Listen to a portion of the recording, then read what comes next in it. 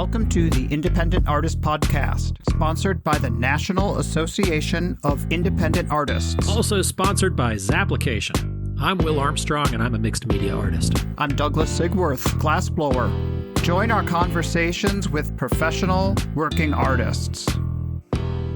Welcome back to the podcast, folks. I'm getting a migraine, and Douglas is here as well. Hey, I have some muscle relaxers I could give you there, sir. Pass them through the screen there, pal? I could. I've been hopped up on them for like the last couple of days here.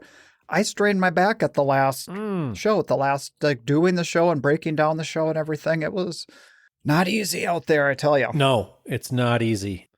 I've got a Minnesota no happening. I've been married into this family I've been there for 5 years, and you're starting to say it. You're saying I got a Minnesota no.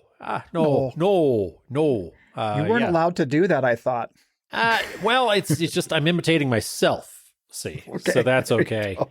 I don't know how I said it before. No, I got a nice message from a listener asking if my family was okay because I'm halfway from North Carolina, but High Point, Greensboro area is where my family is. So a nice message today. But man, dude, my heart goes out to the artist community and the community overall in Ashland, North Carolina, and absolutely surrounding Tampa. areas. Just absolutely brutal images coming out of the mountains there. I feel like these two hurricanes came through, and my first inclination is let's talk about it on the air. And it's been a couple of weeks now, or 3 weeks, 4 weeks, whatever it's been, with when we actually get the opportunity to sit down and record and then air it. So anyway, our hearts do go out to everyone who's dealing with it. And there are a lot of artists that are in those hit areas that have been affected. Some good friends up there, and I don't really have their permission to mention them by name, so haven't asked for that. So I don't ever really like to do that. But at the same time, I do want to let everybody know that we're thinking about you. We know who you are up there, and seen some GoFundMe's come through, and lucky enough to have some good friends who just had trees down, but we're talking like 200 or 300 trees. We're not talking about. So it's crazy times. Nice, though, to see people leaning into their community and kind of putting away the politics or whatever and being on the ground and getting things done anyway. There's always some kind of bullshit politics here and there, but, nice to see communities. Let's see if we can go a whole episode without even leaning into the politics aspect of it. It's hard these days getting so close to the election, and every day they want to make something out of nothing. But yeah, it's politics is politics. That's right. Very, very astute. Politics is politics. There you go. That's a non-answer. Let's change the subject, shall we? Hey, man, I enjoyed your talk with Keena Crow. That was fun to hear a different co-host on there. It was she was playing the Joan Rivers to my Johnny Carson. So there you go. Enjoyed hearing that. So showing my age there. How do you like that one? She's on the ready for stories, isn't she? Hell she can really present some stories. She's always got a good story. And you got your porn follow-up there, Will. You said to me, always good for a porn follow-up. That thank you for following up there. That was mighty entertaining. Is that the third episode in a row we've mentioned porn? Might as well. Might as well. All right, here we go. Yeah, my wife will be thrilled. So anyway, what's going on in your world over there, sir? I'm getting ready to go up to Memphis, Tennessee to River Arts Fest. And cool. So we're going to do that show. And man, the weather, I don't want to get cocky because I did Armonk and I was looking all week long and it looked so great. It was like 72 to 48 and sunny and crisp and totally fall-like. And it just kind of, we just got hit with a band of drizzle. Oh, so really? It was moist. It was a moist, drizzly kind of weekend. Damp. But anyway, people still came out for a lot of the artists and things. So yeah, I had looked at the weather too for that show, thinking, man, you guys are going to have a banner weekend for weather, and it's true. You can't get too cocky and count on stuff. So, but as it stands right now, weather looks pretty good for Memphis. Yeah, it looks. 72 to 50. Waking up, putting a jacket on, and then getting down to the show, and it being kind of chilly with your coffee and. But then bright sun and right there on the river. So I have never been to the show in the newer location. So it's been pre-COVID since I've been to Memphis. So really excited. The down on the river I mean, that doesn't feel so new to me because I've done it a few times down there. Um, Yeah.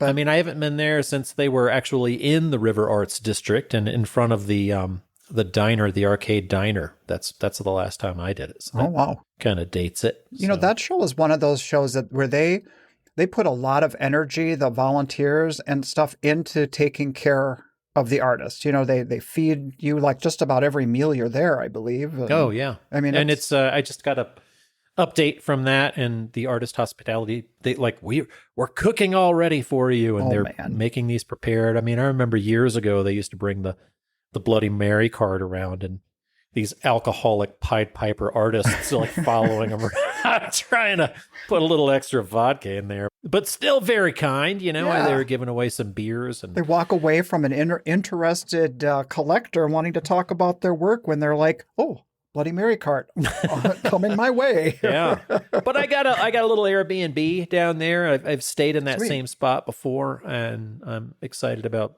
the comfort of a place that you're familiar with.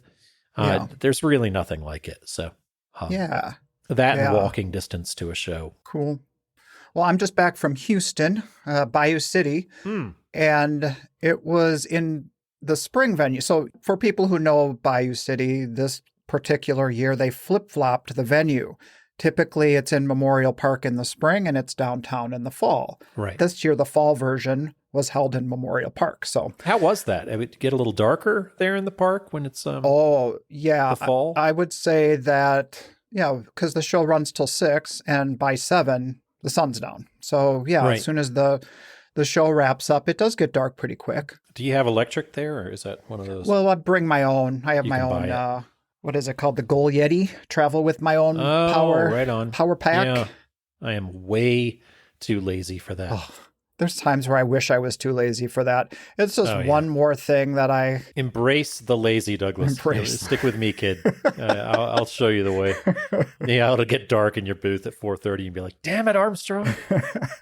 I'm not selling Yeah, anything. I just can't do it. Yeah, I think you do need electric a lot of times, a lot of these shows, but I typically will pay for it. I just was talking to my wife about Memphis, and we were talking about how they don't have electric, and she was like, "I'm on Zap. I paid for it, so Oh, looks like we both paid for it. okay. We're not stealing electric, even though we're married to each other. We both bought it. Is that foolish? Should we have? Yeah, right. Should I just shut up and pay for it? I mean, if you're using LEDs, it's not like you're drawing all that much power if you did share, but That's oh well, true. It is what it is. Yeah. So I've been to Texas myself. I just got done with Cottonwood just this past weekend. It was really Okay. nice to go down there. It was funny. Breaking down the show, it is a one road in, one road out park situation. Can't drive on the grass, you'll ruin the fields. And typically a lot of folks will pay the Boy Scouts and tip the Boy Scouts and get them in and out. And I was feeling really kind of overheated. It was a lot hotter that weekend than they had expected. Okay. And Yeah. I mean, it's Texas. It's going to be 90 in Yeah, October. Houston was pretty hot too. Yeah, for sure. So I was like, man, I'm looking at the Boy Scouts and I'm thinking about paying and I'm looking at people lining up and I'm solo. There's nobody to pack down the booth if I go get the van. Yeah. So I'm like looking at it and I'm like, you know what? I saw the director go by, Diana Lawrence, and Cool. I was like, can I break down in the morning? Mm. And she was like, yep, definitely. I encourage you to do it. There's security. We've got security in the park still. Yeah. So I just left and it felt amazing to leave and just zip up at 5:15 and walk away from the hustle and bustle. And I mean, you know Nice. how I love the clanging of a Yeah. a post-show breakdown beer, but Not as much as you like the sitting in line for 2 hours waiting to pull into a show, wishing that. you had your beer. Oh yes. So I went. I was in bed by like 9:30. Was exhausted. Got a decent night's sleep. Woke up like 5 o'clock, like Mhm. earlier than I normally would. But you go to bed at 9:30 like a baby. or a Sigworth. I'm the baby over here. Got him at 9:30, like a 9:30 is late for the Sigworths, folks. That's I a saw a midnight meme movie. recently that said, I'm at the age where if you text me at 10 o'clock, you're going to get a return text at 5 in the morning. So that fits the Sigworths for you. Yeah. But, Diana was super cool about it and very artist friendly show. But Yeah. I got back there in the morning and I only saw 3 people breaking down. And it was, I'm looking across the way and I just felt really good about the people that were breaking down. It was me, it was Jay Long, and it was Gregory Story. I was like, just pros. Perfect. Like, just pros. Like, here we go. And Jay, by the way, they did an incredible job with the branding of the show using, a lot of times people use the branding, but he was on the tickets for the party, a different image on that, a different image for the t-shirt, the signage when you go in there. It was just like it's like, welcome to the Jay Long party. This is pretty awesome. It was question for you, Will. Yeah. Why haven't we had Jay Long on the show yet? I think we're cowards. I think that's it's cowardice. It's pure cowardice. We don't know what we're going to get. And I think that we're just a little afraid, but let's get Jay on there. I'll you want to get on that? For that one. Yeah. Heck yeah. That'll be one of those episodes where you and I don't have to say a goddamn word. Nope. We'll just say, and what do you think about this? And then there you go, down the line. Well, you run the risk of Jay and I just going off about Bob Wills and the Texas Playboys for an hour and a half and not talking about anything else. But I'd welcome that as well. Hey, that's a good thing you brought up about the morning thing, because Bayou City, you can do the same thing. And so all of Sunday, it's in my head the whole time. Do we come back in the morning? Do we do it tonight? Come back in the morning? And you kind of have to, at some point, you have to choose. Yeah. So we make the decision to break down that night. And, the complaints in the past of kind of the cluster that happens with that show it's real. It's real, that it's that circle and you enter it at one entrance point and then you drive one direction all the way around. Well, to offset that, they are trying to make things better for people. They allowed it to be, you can enter from 2 locations from artist parking, and then they split you going opposite directions. You're in from the back and then you have 2 exits out the front. So it's not like only one way into the circle. But the problem is if you get all the way around and you've got nowhere to stop and park because there's tents everywhere, there's no where to pull off. If you get to the very end of the show, you're funneled out of the circle and you can't come back in because everybody's going out and not in. You following me? Yeah. So that was a little tricky. There's no entry point from outside of the show other than the artist parking? Correct. Okay. Well, I'm feeling all kind of good. Like, I know our booth is broken down. I know all this. But then as I get all the way around, there's nowhere for me to pull off. And I'm like, I'm going to have to exit. And I'm like, dang, if I exit and all our stuff is broken down, on the street, how am I going to get back in unless it's like middle of the night after everybody's gone? And so I get out for just a second in front of my booth to try and negotiate with my neighbors where we can move our vans and whatever. And you would have thought that I was trying to start a major insurrection or something with the show. Because the people behind me in line, the people at the gate, you got to keep moving, you got to keep moving. Oh, and I upset my friends, and oh man, it was a little rough, but we got it. There's no friends at Breakdown, Douglas. Say again? There are no friends at Breakdown. No. Once we start packing up, it's it's a whole new playing field. How about your friends that come over and start talking at Breakdown? You're like, dude. Yeah. What do you, it's over. We had plenty of time for this earlier in the weekend. AirPods are in, pal. Live at El Macambo is running. It's on track 3. I don't want to get off here. Right. It's perfect. It's an hour and a half Rolling Stones concert. And that's your from breakdown the black and blue time era. That's my breakdown. It's my cut the yard. It's that's my jam. Okay. And I'll put that on and just the absolute heyday of my favorite era of the Stones. And I'll put that on. And don't you interrupt me during Route 66. You just better not do it. But what you do is you pull the one AirPod out and you look at the person who's trying to talk to you and you say, "What do you need?" And then it's very clear. Oh, yeah. You are busy. I look at it like I'm surprised too. Oh, wow. You're talking. You're talking to me. Wow. Let me put that back in. And then they say something else and you're like, what? A second time? Yeah, I'm kind of a dick at breakdown, to be honest. Every man for themselves. I am all for helping people out if they get into a tight spot. We've talked about that. Yeah. But also, I expect you to be able to do it yourself. Like, if you're asking for help every weekend, then you got to hire somebody. Yeah. You just got to take care of your own shit. Right. Yeah. I asked you that one time. Just that one time.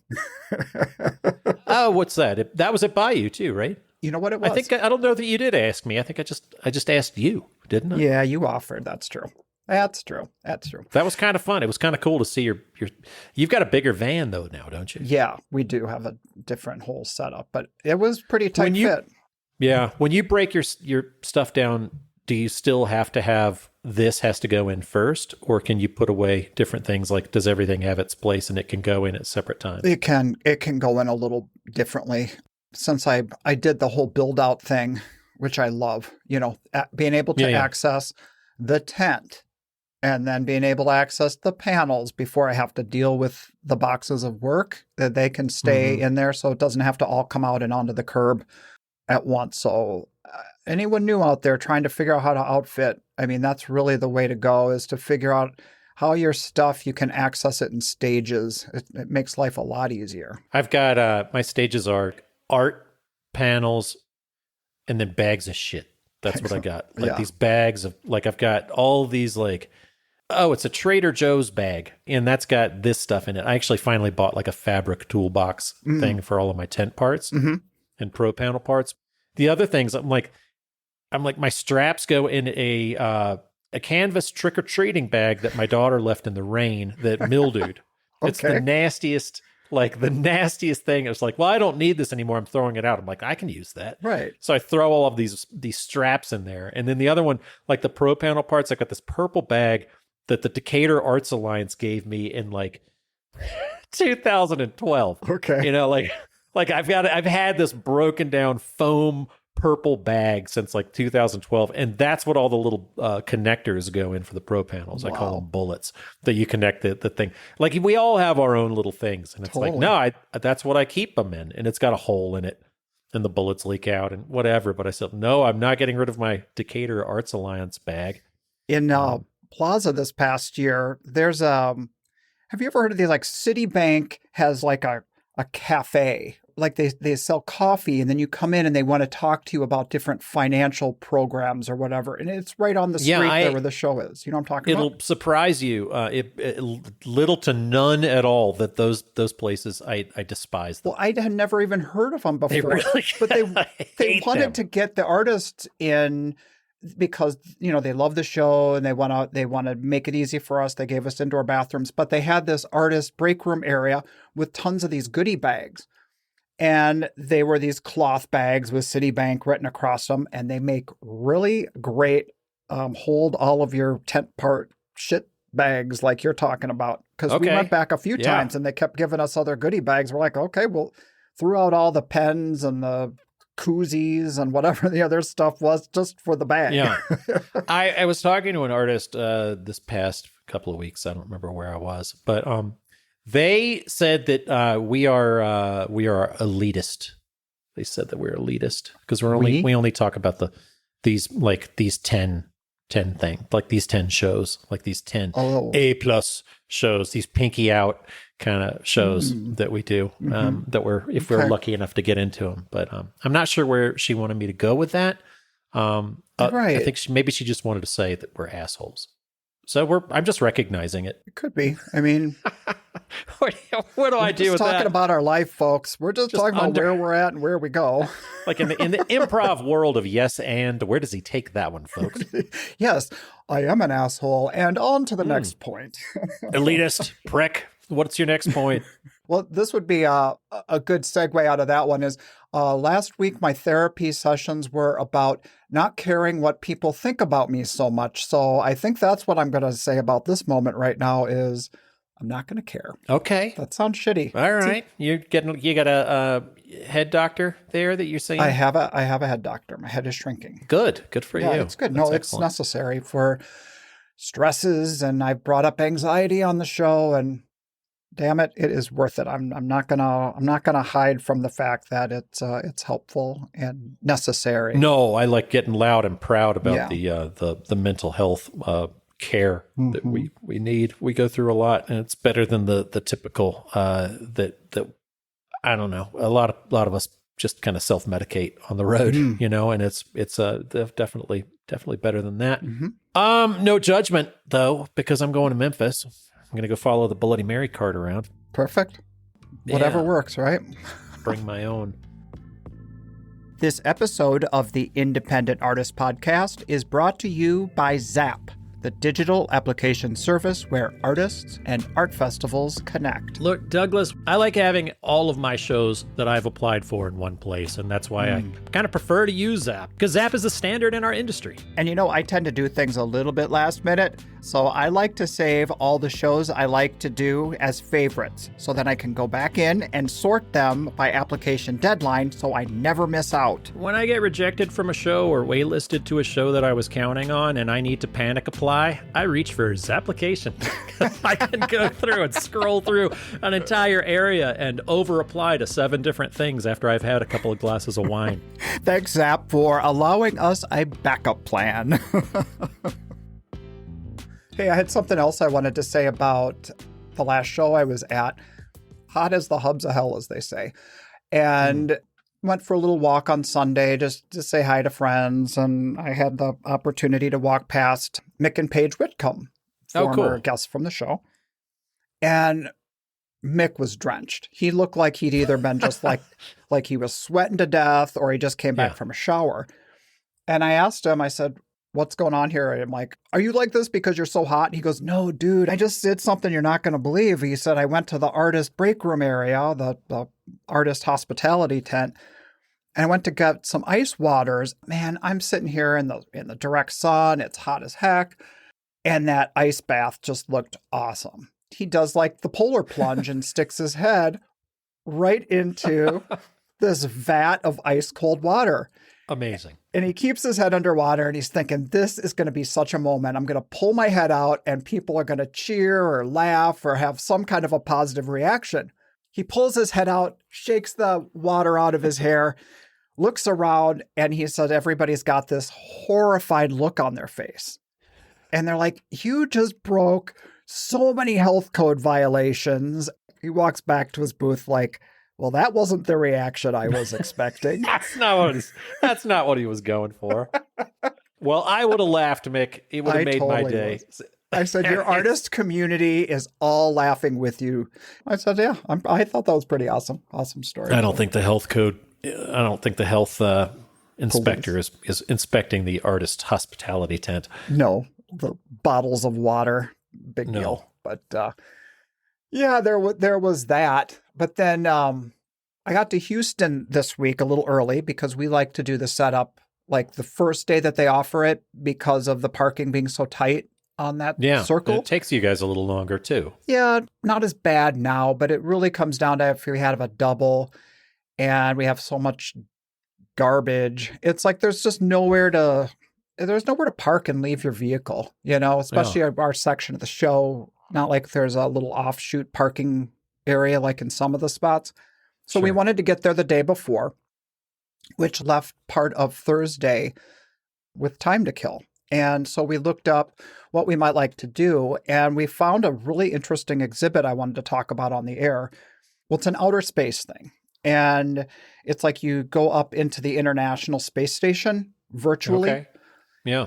Where you put on the 3D goggles and you walk through this warehouse that's all black, but the goggles make it appear that you are immersed in space. And you'll walk up to these cool hologram orbs and you put your hand towards it. And then suddenly you're walking like on the outside of the space station. And then you'll be inside and there'll be the astronauts doing their, they'll be floating around and doing their work and they'll be explaining what they do. And I know we've talked about when we travel on the road and do shows that it's really cool that we get to go to these really cool places and maybe discover something that's really interesting. And I Yeah. thought this was just like really a cool experience to do that. Yeah, that sounds amazing. There's all these little hidden gems. A lot of times the artists will do, like you're talking about Kansas City, and there's a vintage, like a multi-level like store. It's like a vintage store and Okay. and a found objects kind of thing that a lot of artists will hit. Wow. There's the City Museum in St. Louis, if you're ever going through St. Louis, that people will go to, and it's like this gigantic thing made out of junk. It's like pre-Meow Wolf kind of Oh, thing. There's a Meow Wolf in Grapevine, Texas, that I saw some folks hit. I saw a picture of Matthew Nafsker there with his mom, which I thought was really cool. really? Yeah, and just saw that online. But Meow Wolf is another thing. It's like a installation with a theme that different artists get to go and create different rooms. But there's an artist that I know that did a piece from the Denver one, so it's always kind of cool to go see that originate in Santa Fe. But Okay. I'm with you. I saw something leaving Cottonwood early. I got a chance to go to dinner, and there's great food in Santa Fe, but there really is not much Asian food, and definitely no Korean food. And I have a huge love of Korean food. And Really? I looked up this one restaurant. I found there's a strip mall in that area of Cottonwood up there that is their Chinatown.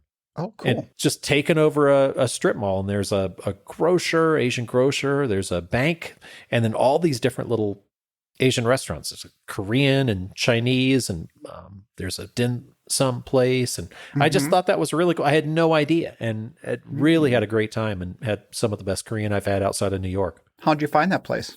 I just did the Yelp thing. Okay. You know, Paige was telling me about, maybe everybody knows about this, but I'd never heard of it before. Something called Atlas Obscura. Do you know anything about that? nope. So it's like a website that I believe you can, it's like really like interesting touristy but obscure kinds of things that you might not know about in different places. So when you travel, if you go on to that and put in the city you're at, there might be hidden art installations like she was talking about. Or anyway, that sounded really cool too. But this thing that Renee found for the space thing, it's called the Infinite, and it's going to become a national traveling exhibit. So it could be at other places around the country soon, but that was just unique to Houston this trip. But I would even go back again. I didn't realize it's a timed thing, and when your time is up, you need to leave.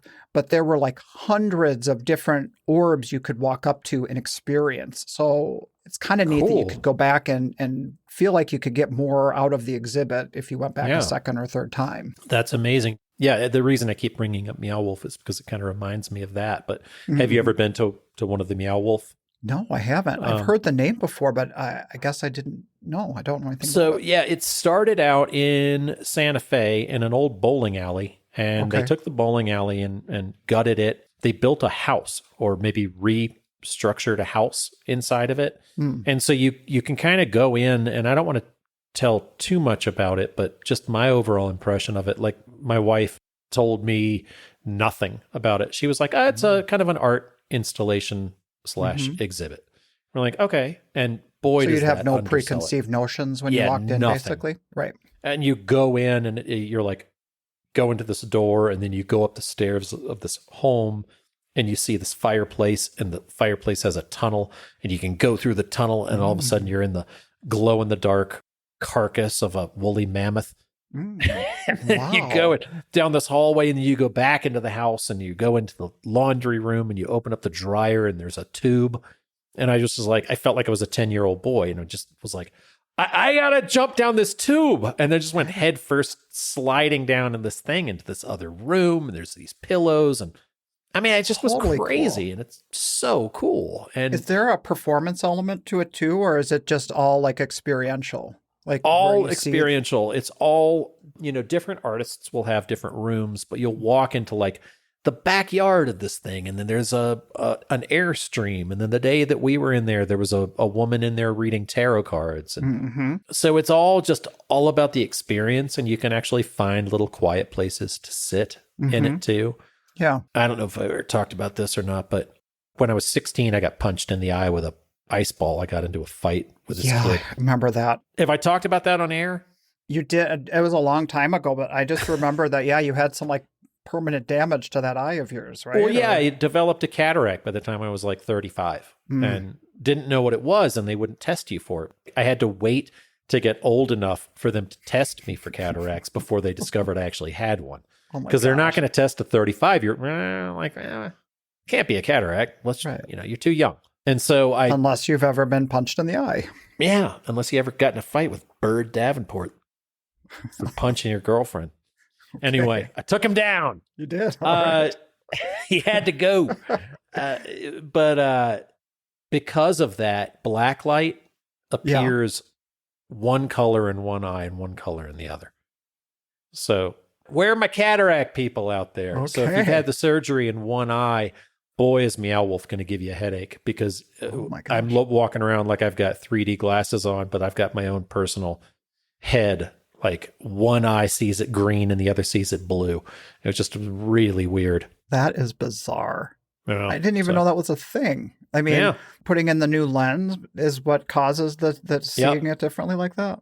And you can, if you have cataracts or a different lens in there, you can no longer use 3D glasses either. They don't work.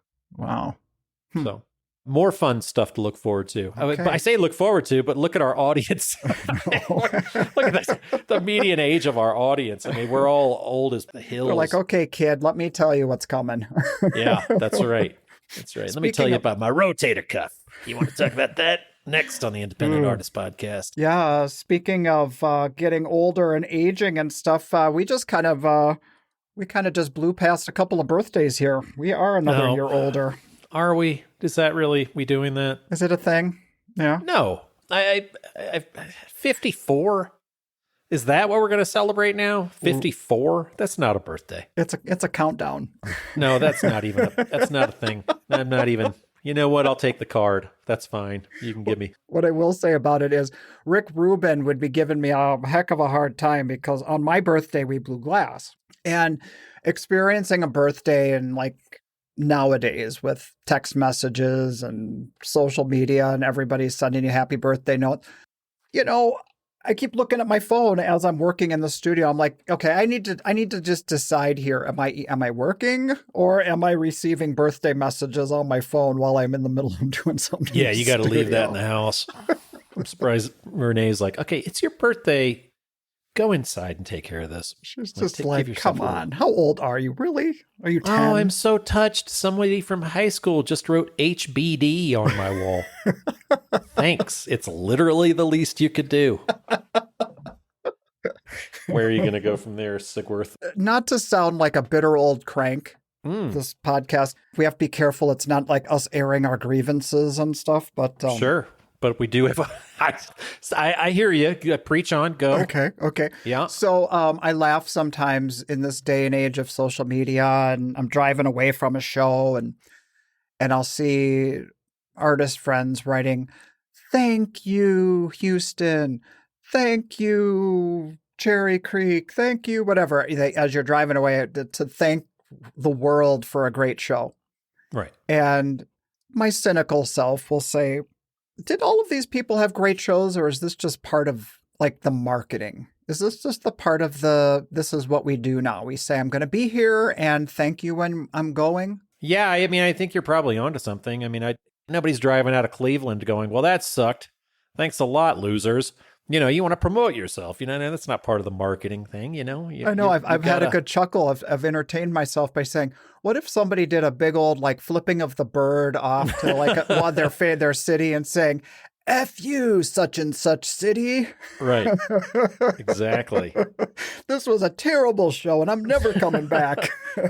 I mean, that's what we all say inside of our heads, but I've gotten myself into a spot right now because I've got to go delay some custom orders, but I'm doing a show on the way to see family. Yeah.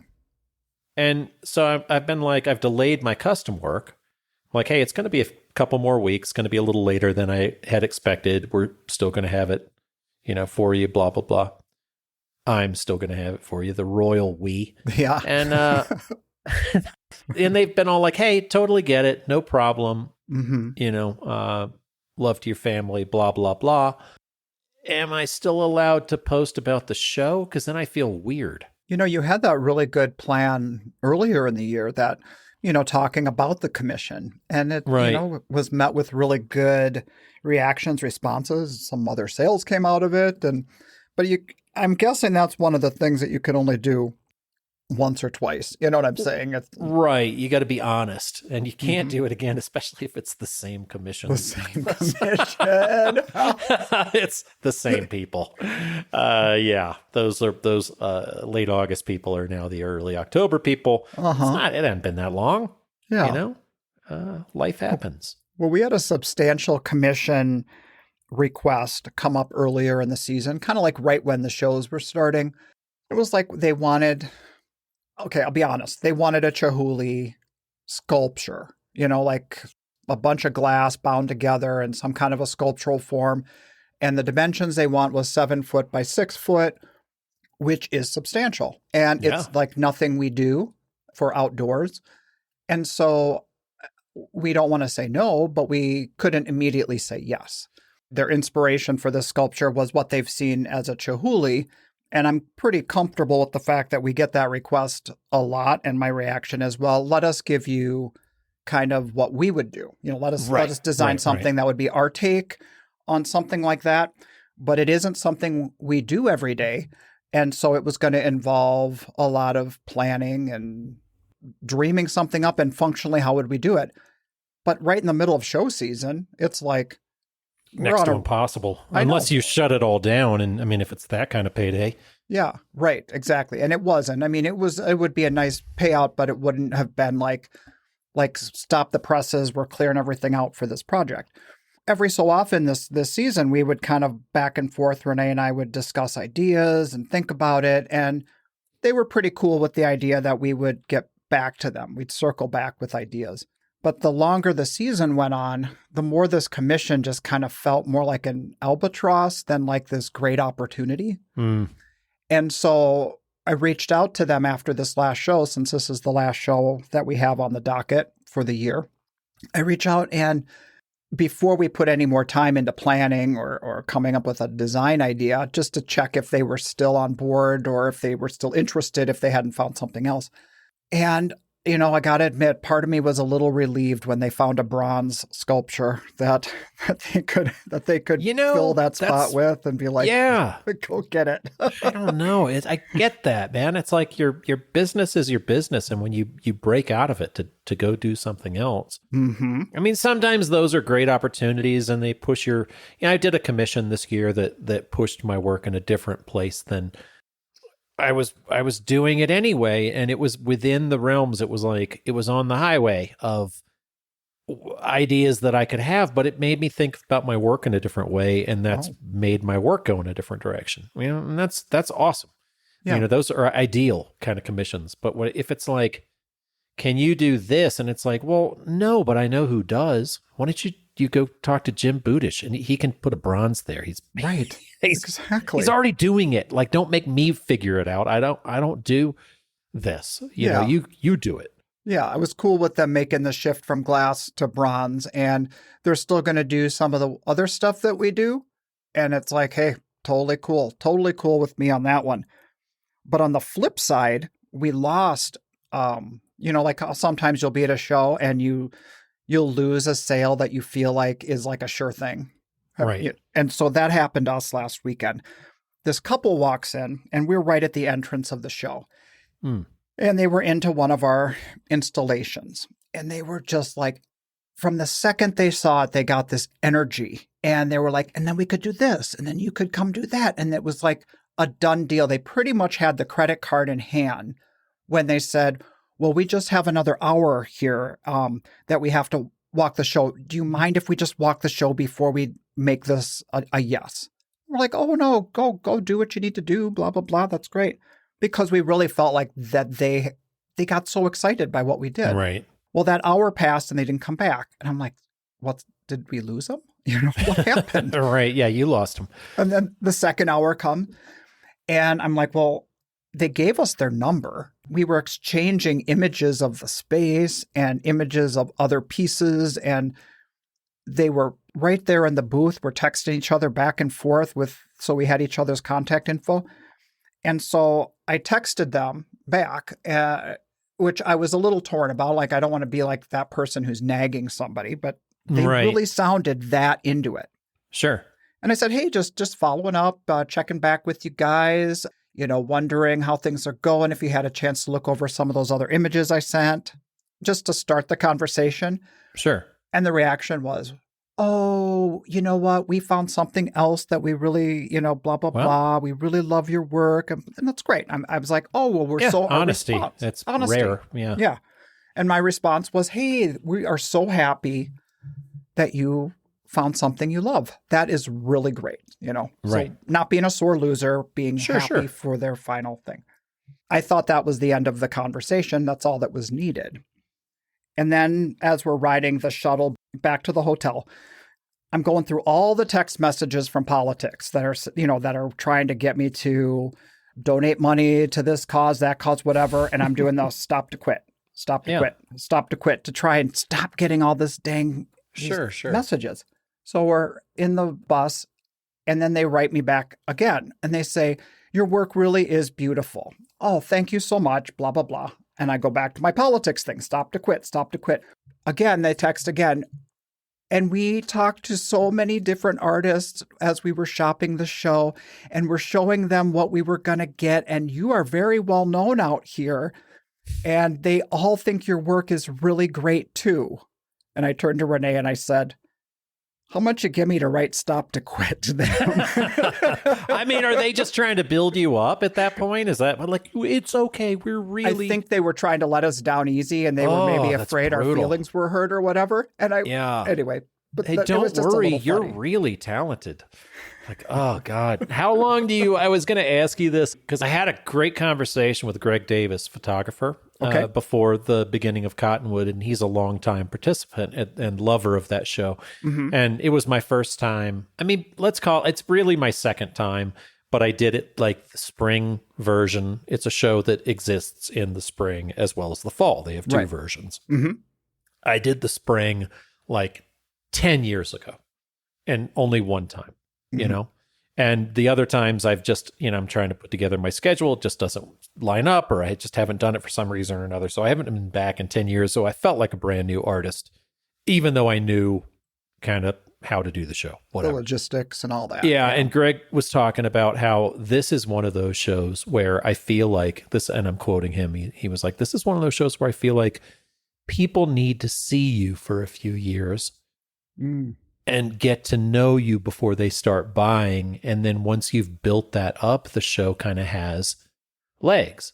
And I really did feel like this was this kind of show for me, because I did not do financially well, but I did have all of the right conversations, and it's an election year. It's blah, blah, blah. It's one of those shows where I'd go back. Even though I look at my numbers and my numbers were terrible. Yeah. Because I had all of these different conversations with all these different people. And I'm like, I think I'm going to listen to Greg Davis on this one and give it a go, in spite of how the bottom line was, just because it's a weird year and the heat and the fact that people were trying to get to know me. And I did talk to so many people, but yeah, I've been feeling that too. It's like, are the conversations there, and they're just taking a pause right now, And that's the only way to judge this year, I think. Right. It's like, well, I would like an ice cream, but your shop is on fire. Like, I don't know.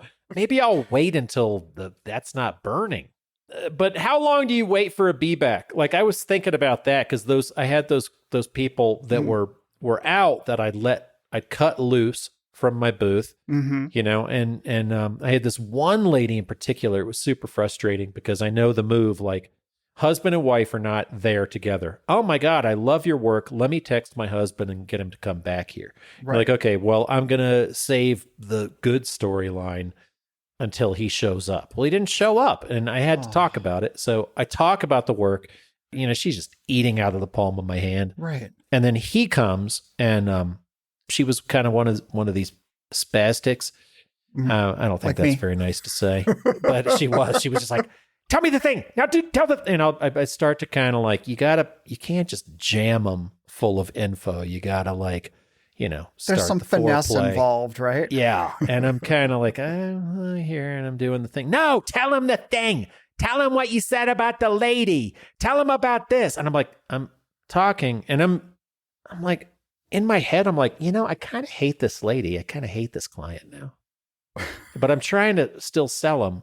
And it was like this outer body experience where I'm talking and I'm trying to slow the conversation down and she's trying to speed it up. And I'm trying to get his attention. And because she's ruining her own sale, she wants to take this huge painting home. Right. I want the painting. I like this painting. And he's like, what? I can't. And he's really irritated by her. Yeah. And I am too, but I'm not letting him know. And I don't know how to break it out of it. And I can't sell him on it because he's so irritated by her. You could sell him if she just went and stood over there for a little bit and just let you do your thing. Yeah. And you can't sell to somebody that you're kind of like, that you want to just to leave. I can feel the inverse for that, where I can tend to be more of the spazzy kind of the, Yeah. you know what I mean? That kind of thing. Calm down. Yeah. Yeah. I could see Renee being like, Douglas, take a breath and let me look at this. Like, I've had enough. So then there'll be times where I will realize, okay, I'm a little hyped up. I'm a little amped up here. As you've said, Cocaine Bear Douglas can just take a deep breath.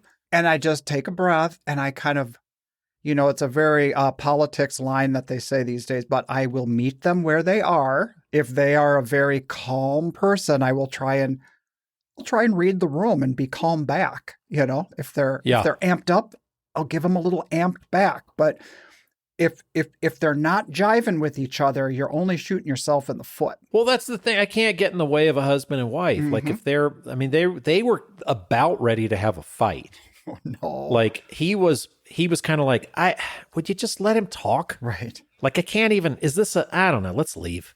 And she was bummed. I mean, she talked, I was like, lady, let me talk to him. Like there's still a part of him in there that loves you. I bet he still exists in there. He loves a little piece of you. He's still walking around this hot ass park, so just shut your mouth for a minute and let me run the show. I know how to get this painting home to you and you don't. That sounds like a bitter old crank. I'm sorry, Will. Call it how you see it, I guess.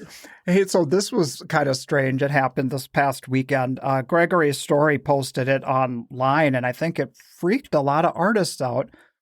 But the Square system went down, and it was in a strange way. It was like the transactions would process, and on our end as the retailer, it was seamless. It was smooth. There would seem like there were no issues. But then if, let's say, you happen to go back and look at your list of transactions for whatever reason, or to look at a report and see where you're at, none of the sales would show up under your transaction history. So there was a period there where like maybe an hour or two, you'd go back and you'd be like, oh my God, what just happened? I just sold 3 or 4 different sales and they're not here. Did I lose this money or whatever? And that's never happened to me on Square before. Have you been having any issues with Square? Well, I had one where I was, at the end of the day, I was looking at my sales report and there weren't any. Was there a reason for that? Oh, yeah, I didn't make any. I didn't have any sales. He goes running by our booth, was the reason. Kind of nervous and looking for his last sale, thinking, because he knew they had just walked in that direction. He was trying to find them and he was telling us what had happened. Well, I hadn't noticed at that point that had happened. And so I'm looking at the transactions and I'm like, Renee, we for sure did more than these. Like we did more transactions than this, right? And she's like, I can't remember. I'm like, I can't remember. I swear we did more than this. And then when the thing was up and running again, Nope, that was what we had. It was all that was the amount of sales we had. No, that was just I just wanted there to be more. There to be so I just many wanted more. some. My wife always does a paper receipt in the bag, the jewelry bag that she hands people, and that's how she collects the, mailing list stuff and all this other. Okay. So she's always doing the paper, so she has a record of it. So I guess not as worried about that like happening. losing it. Yeah. Do you ever have any backup ways of taking a transaction if your Square doesn't work? I've written down their number and just punched it in later. That's what I should do. Yeah. Yeah, I just write it down, and it's probably not the most secure thing, but I'll just put it in the notes thing and act like I'm entering. Well, let me enter it into my thing, and then I'll just do it later and then delete their contact. But yeah, that's the only thing. Because sometimes, like you do a show and it overwhelms the tower or whatever. You're in a small community, and say you're in Lake Forest in Illinois, and they've got one cell tower, and however many thousand people have shown up to this show, and the streets are just jammed. I've gotten emails lately that says the Square disruption service, it's been noted or whatever, it'll be fixed at some point, and then it'll come on a couple hours later saying it's been fixed. I'm like, geez, I'm sure glad I wasn't at a show when that happened. Yeah. And then it actually got me right then, So I'm thinking I needed a backup plan of some sort. Yeah. Douglas, do you ever talk about numbers with people? You mean like sales, like how much you make, or like people always want to know, like, how was your show? And it was like, that was good. You're like, yeah, but what'd you do? But because I don't feel like it all is relative. We all have, everybody's overhead is different. It's like, definitely, yeah. I mean, somebody with a huge wood shop and the turning and the saws and the McDougals and the Hatalas out there are different. They have to do a different number than, the little watercolor portrait artist, and even the hobbyist might be different than, somebody that has a day job might be looking to make this amount of money. So yeah, I don't know. Do you ever talk numbers with people? I think maybe 2 or 3 people that are my closest allies. Yeah. That I know it won't go any further because, on both ends of the spectrum, if you have a really, really bad number, it's kind of humiliating. And then if you have a really good number, it sounds kind of braggy and shitty, like your closest friend you want to talk to and be like, they celebrate your success. But to just a casual friend, it really comes across as awful, It's like, there's definitely a dance, and you're kind of dancing with somebody, and you're like, it's almost like this kind of, this flirtation. And you're like, and you kind of, are we doing this? Are we actually going to do this? Are we going to, hey, are we going to show me yours? I'll show you yours if you show you mine. Yeah. Definitely feels that way. And you're like, oh, yeah. Oh, shit. Oh, it's on. Okay. I'll tell you.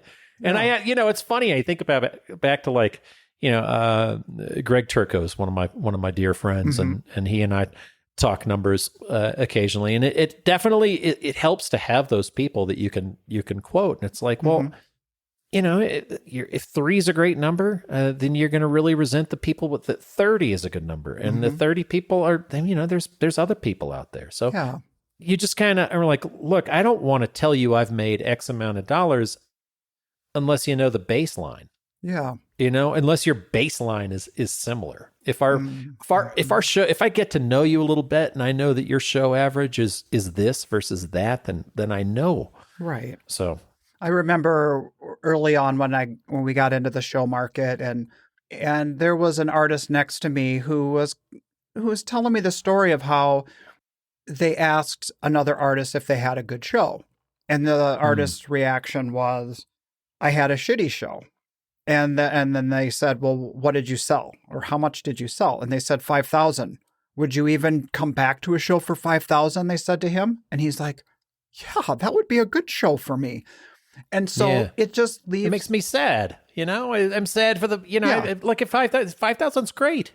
And if that's their good show, I don't want to shit on somebody's show. It's like your model is completely different. And exactly. I just, I don't want to talk numbers with people. It makes me feel bad because it's never going to make you feel good to be like, unless you know what the baseline is, unless you Mm-hmm. know, like if I dropped a number on you that was bigger than my baseline, you'd be like, awesome, congratulations. Whereas there's other people out there. So just kind of, I don't know. There are so many other questions you have to ask before you ask what the numbers are. And you have to understand, like, well, look, I'm renting a studio in downtown Santa Fe. My freaking numbers ought to be pretty good. Right. You know, I've got to do this, and I'm living here, and I've got these expenses and these kids and whatever. Or like us, you've got the utility bills that are astronomical to compared to other art mediums. You know, it's, Yeah, your break-even number is a lot higher than somebody else. So I even don't. I mean, I guess I might, out of courtesy or kindness, if I see another artist, I might say, "Hey, are you having a good show?" And I'm not necessarily prying. I just want to know, is it a good show for you? Are you having a good experience? Do you feel like you're having conversations with people that could turn into something? That's kind of where the conversation is going, and not so much of the particulars of numbers. But as an artist, I mean, how's your show is a hi, how are you for That is. a civilian. It's, you don't have, you can, you know, everybody answers it. I mean, I've heard some people think that it's rude, but I don't think it's rude at all. It's like, how are you is the most innocuous question you could possibly ask. And you're like, how you doing? You know, how's your show? You know, it's just what we say. It's like, where's your booth? Well, I was going to say the follow-up is, that's the second thing we say to everyone we see on the road is, where's your booth, right? That's the go-to. Unless you see him at the beginning. Yeah. I always say, yeah. Well, where's your booth? Like, God, it's so weird. Did I talk about that, about after St. Louis? No, we talked about it, just the two of us. We're like, we noticed that. And then after you brought that up, I caught myself doing that with every single person I saw from that point forward until today. It's like, literally, that just is the knee jerk. Where's your booth? Where's your booth? Yeah. It's just, that's just what we say. It's like, how's the weather where you are? Well, it's cloudy and 0 foot traffic. God. So 0 chance of mortgage. Douglas, it's been great talking to you. I've got to finish packing the van. You've got some head shrinking you've got to do. And, I do. I'm logging in right now. I think that you've done a good service of helping my head feeling pretty good here. So thanks for the conversation, my friend. My pleasure. Always good talking to you, sir. And my best to Renee. I'll talk to you here.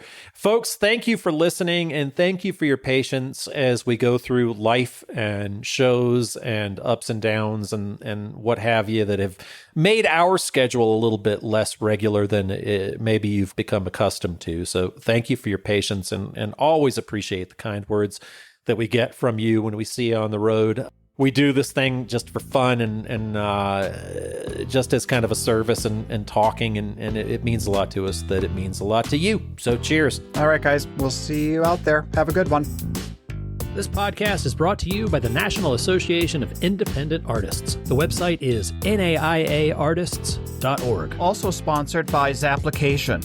That's zapplication.org. And while you're at it, find us on social media and engage in these conversations. Be sure to subscribe to this podcast to be notified when we release new episodes. Oh, and if you like the show, we'd love it if you would give us your 5-star rating and offer up your most creative review on your podcast streaming service. See you next time.